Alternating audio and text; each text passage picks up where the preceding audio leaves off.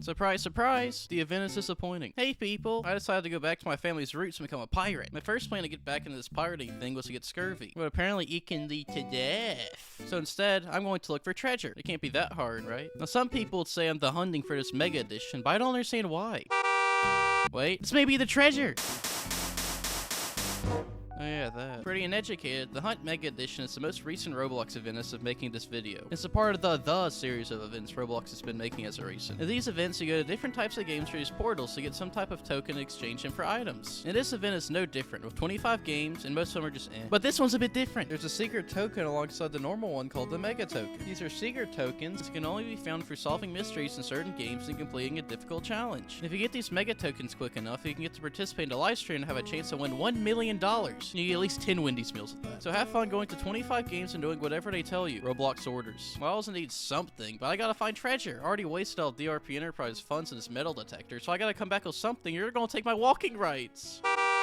Now we're talking. This gotta be at least $1.50. Wow, I hope there's coupons in this. No, it's just a picture of the Hunt's lobby.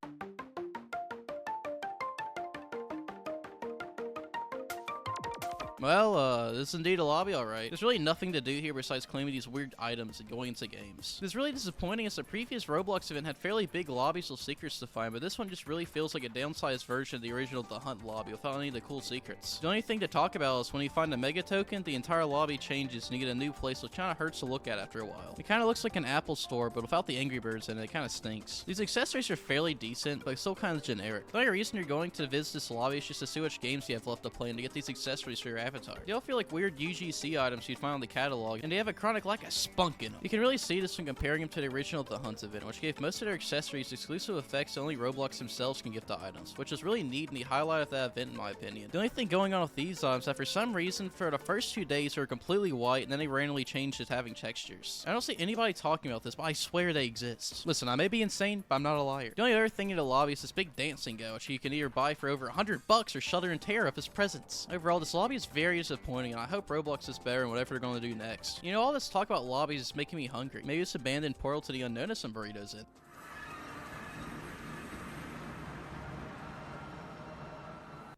There was nothing good in there. Well, I'm just going to talk about the games involved in this event as an attempt to forget the traumatizing events in that forbidden portal.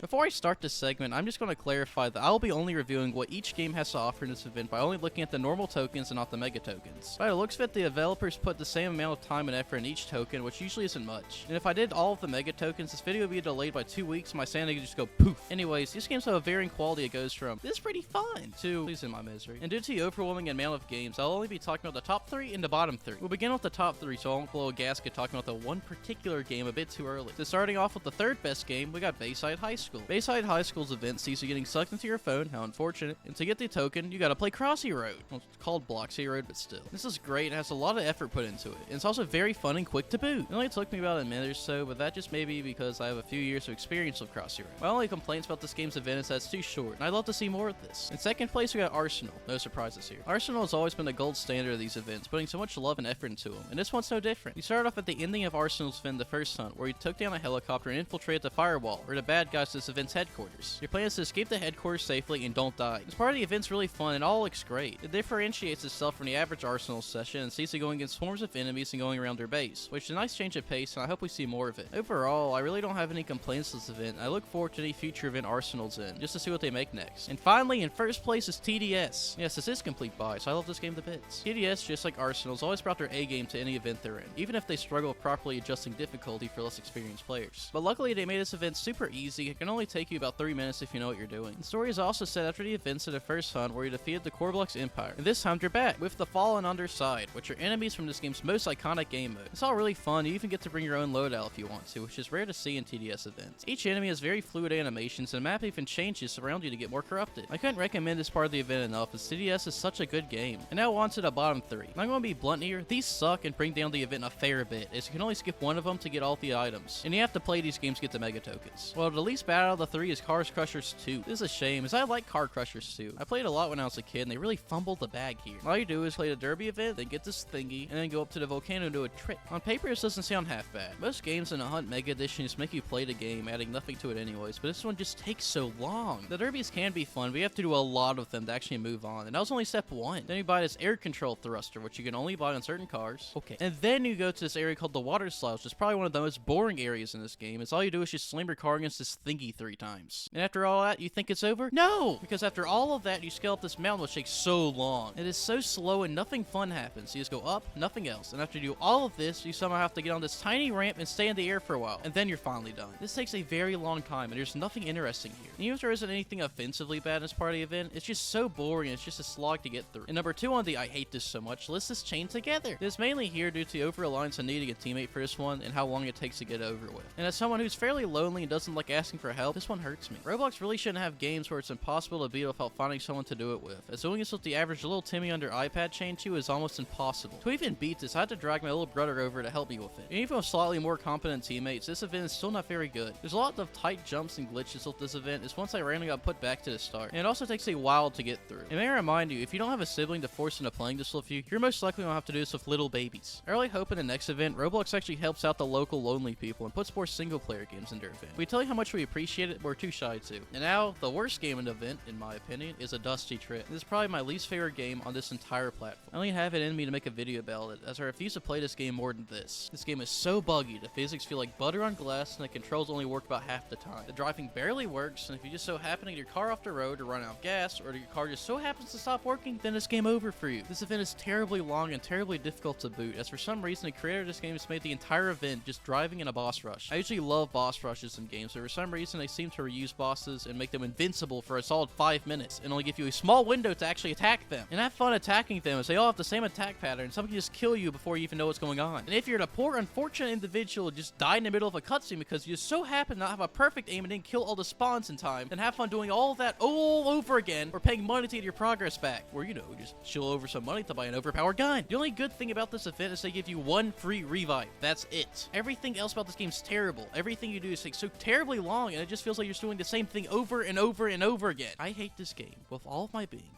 and I really hope I do not have to talk about it ever again. Well, that was something, and I still haven't found any treasure. Too bad I can't get money from playing this Roblox event. Maybe like $1 million would be nice to have from it. Oh boy, exposition! $1 million for playing this event quickly. This sounds like a job for me. I can get stuff done quickly. It only takes me 30 minutes to take a shower after all. Wait, there's more. Warning, winning this prize will lead to your account getting massively reported, doxing, and not very nice words said about you. I don't think I want to do this anymore.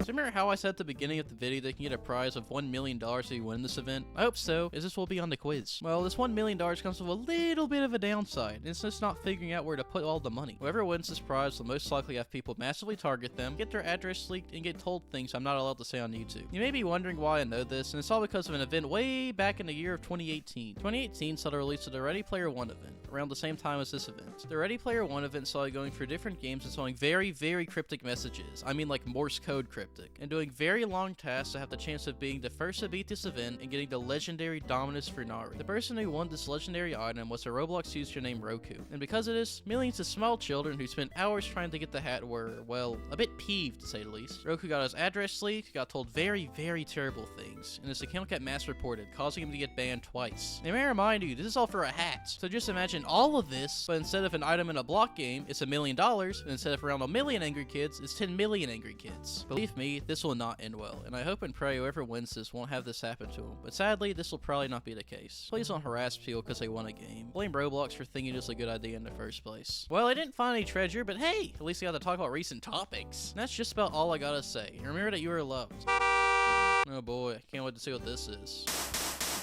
Oh my goodness. I'm rich! I can't wait to open this up and...